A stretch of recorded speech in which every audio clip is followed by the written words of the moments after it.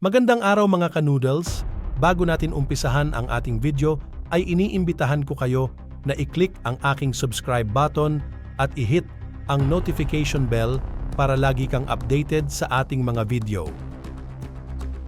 Inaakusahan ng China ang Pilipinas na pumasok sa karagatan malapit sa Bajo de Masinloc, Scarborough Shoal, sa kanlurang dagat Pilipinas noong Lunes nang walang pahintulot mula sa pamahalaang Chino.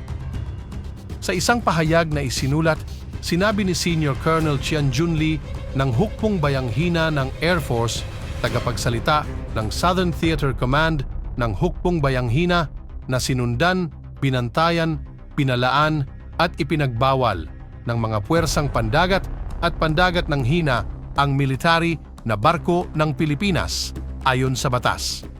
Sinabi ng tagapagsalita ng Hukbong Bayanghina na labis na nilabag ng Pilipinas ang soberanya ng China at ang mga batas pang-internasyonal at mga batayang mga norma na nagpapamahala sa ugnayan ng mga bansa, at ito ay maaaring magdulot ng kamalyan at maling pagkakaunawaan.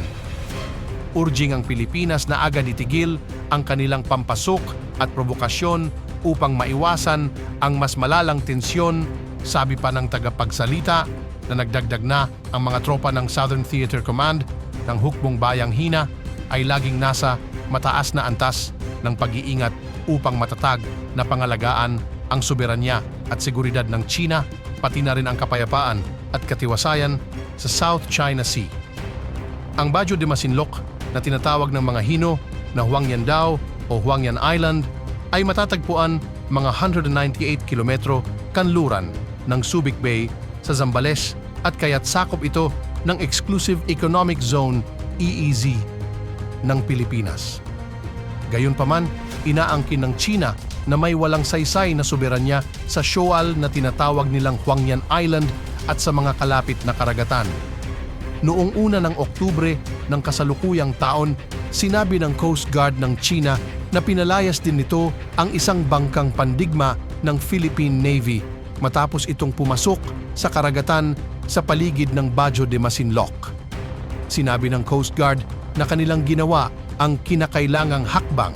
gaya ng pagpapalabas ng bangka at pagsusuri ng ruta nito pagkatapos na paulit-ulit na hindi sundan ang mga babala at pag-utos mula sa panig ng Hina.